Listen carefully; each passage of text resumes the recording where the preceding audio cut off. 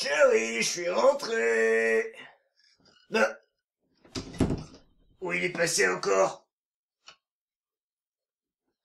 Oh, chouette!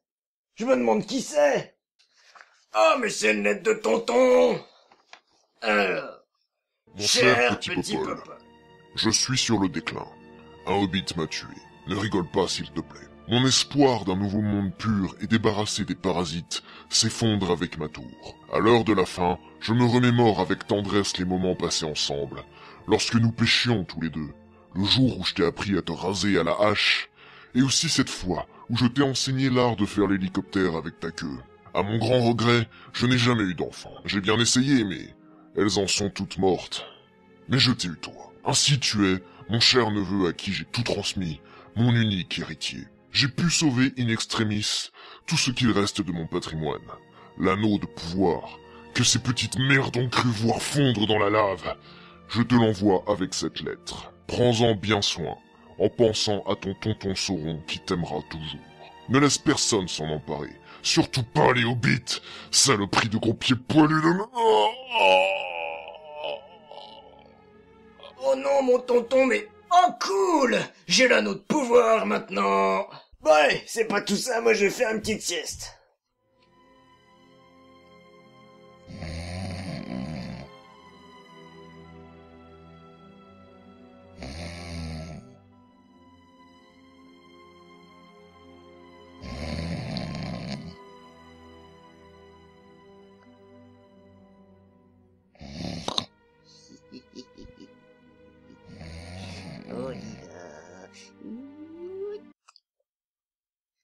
C'est bon, je suis invisible là? Peut-être qu'il faut que j'enlève mes fringues. Putain mon précieux!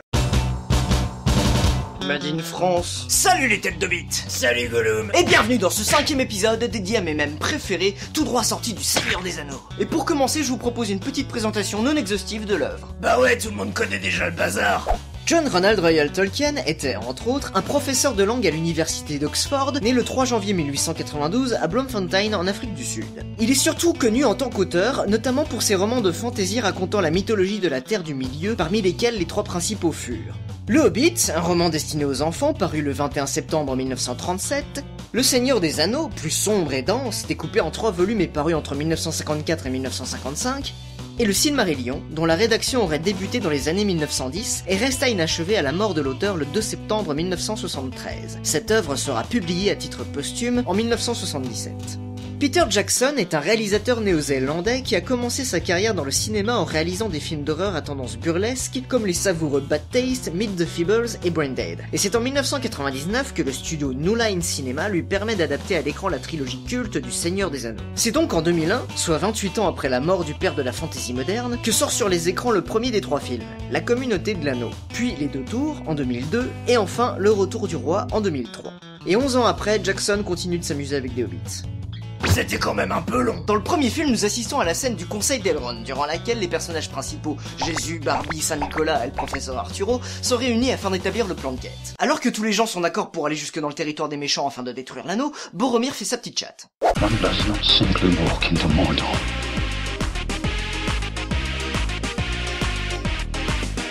Et en français, ça donne On n'entre pas si facilement en Mordor. L'effet n'est pas le même, n'est-ce pas? C'est une phrase qui sert à expliquer aux spectateurs néophytes que tout le monde va en chier des ronds de chapeau pendant à peu près 10 heures de film. C'est le 16 janvier 2004, dans un post sur le site Something Awful, qu'une première version du mème se répand sur la toile sous la forme d'un snowclone. Un quoi? Un snowclone, c'est un certain type de phrase, comme une citation d'un film par exemple, dont le sens sera altéré par le remplacement de certains mots. Dans le cas qui nous intéresse, le verbe to walk a été remplacé par to drive. Ainsi, l'image nous explique pourquoi la bagnole de Boromir a le pare-brise défoncé.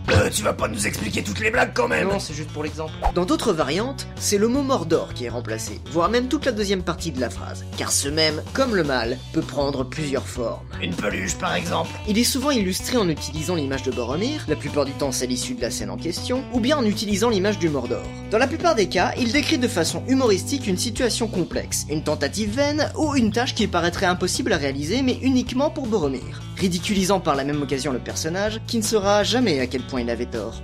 Sur une ancienne version de Google Maps, lorsque l'utilisateur cherchait l'itinéraire pour se rendre à pied d'un lieu appelé The Shire dans le Wisconsin à un autre lieu appelé The Mordor dans l'Illinois, une petite indication lui rappelait que ça ne se ferait peut-être pas sans encombre.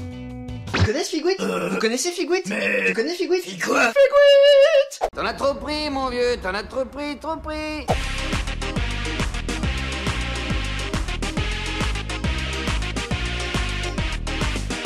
Alors que ça clash à fond de compte pour savoir qui emmènera l'anneau au Mordor, Frodo se dresse pour leur fermer la gueule à tous, et c'est là qu'apparaît Figwit.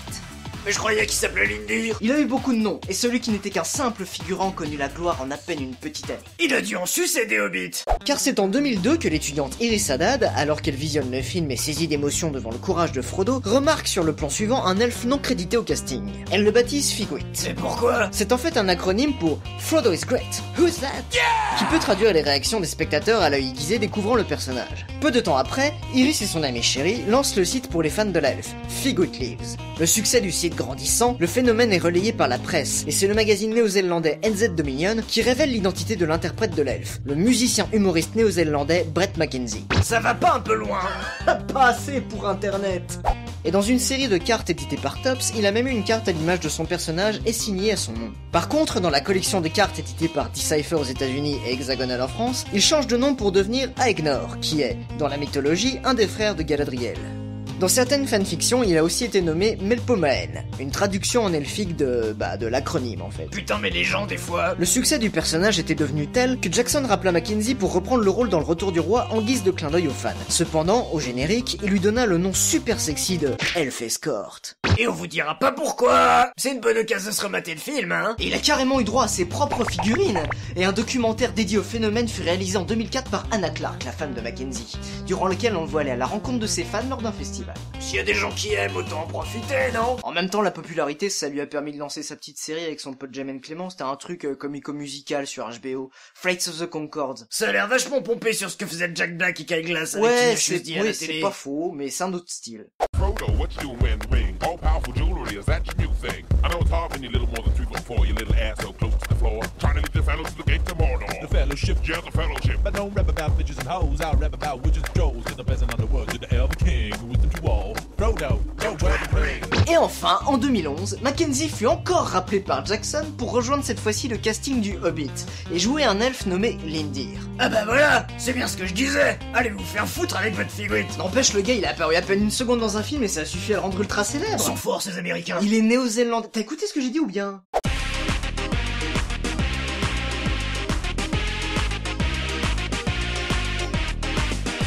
Utilisée à l'origine sur 4chan, cette phrase sert à traduire le consentement des utilisateurs répondant à un poste particulier. C'est tout. Wow, il était court celui-ci. Je vais le faire! Je vais porter l'anneau en Mordor. Mon épée est vôtre. Et mon arc est vôtre. Et ma hache. Bah quoi?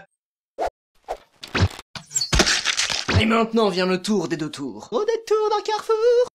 C'était à chier. C'est vrai. Le 18 août 2005, sur le site Albino Black Sheep, l'artiste Erwin Beckveld poste une vidéo intitulée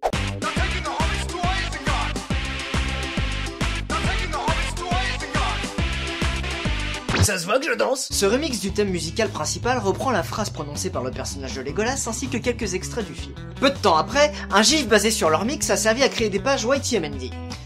Faudra quand même que je parle de ce site, un de ces quatre.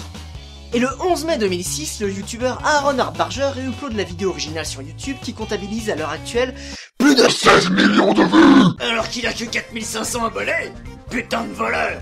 Il suce des hobbits lui aussi. C'est vrai, c'est pas très fair-play, mais ça a contribué à populariser le remix de Beckveld. Ouais mais Beckveld il a ouvert sa chaîne il y a 5 ans et sa vidéo c'est l'original. Elle a que 20 000 vues, c'est pas dégueulasse ça? Tout en effectivement, mon gros Paul.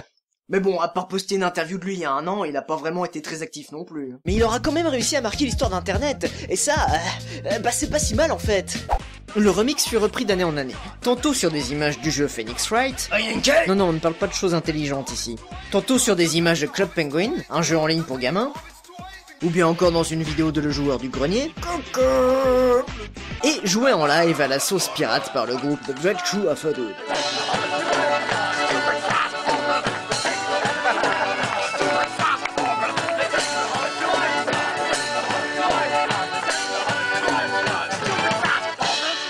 Et Et enfin, le 29 juin 2013, Peter Jackson poste sur sa chaîne YouTube une vidéo d'Orlando Bloom chantant sur leur mix. 7 millions de vues en 5 jours, les gars. Lui, c'est sûr, il en suce. Bonjour tout le monde, je suis le célèbre acteur Orlando Velouté. Peut-être. Ha ha ha. Peut-être. Je suis sûr que vous m'avez déjà vu dans de grands films comme Seigneur des Anneaux 1, Seigneur des Anneaux 2, Seigneur des Anneaux 3. Clémentine, Pirate 1, Pirate 2, Pirate 3, Le Hobbit de Constipation. Kelly, dans Le Hobbit 3, actuellement sale. Attendez, qu'est-ce donc cela? Que faites-vous? Arrêtez s'il vous plaît. Vous êtes viré. Vilain petit bout de crotte. Oust. Maintenant. Je suis drôle. Et cette vidéo va vous le montrer.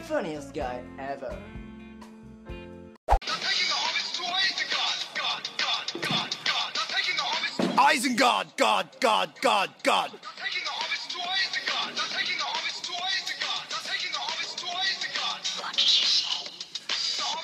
The hobbits, the hobbits, the hobbits, the hobbits, the hobbits, the hobbits. To Isengard, to Isengard, to Isengard. Et voilà, c'est finito, Benito. Moi, j'ai trouvé ça vachement bien. Et toi, Popol? Oh bah ça, oui alors. Vachement bien. Et comme l'a dit le poète, le bonheur ne vaut que s'il est partage. Alors je compte sur vous pour faire tourner sur Facebook, Twitter et Google Pelu. Et pas Popol velu, hein. Et si tu t'abonnes, je te montre mon Popol. Et mettez des pouces en l'air tout plein. Moi je peux pas, j'ai des moignons. Tiens, j'oubliais, si vous avez des informations concernant ces individus, adeptes d'une secte chelou de culturiste, je sais pas quoi, j'ai pas tout compris, merci de bien vouloir me les communiquer. Mais attention, ils sont extrêmement dangereux. Surtout lui là. Il regarde des films en noir et blanc. En attendant le prochain épisode, je vous souhaite une joyeuse Saint-Nicolas, de bonnes fêtes de fin d'année, et ménagez-vous, et m'aimez-vous, à poil.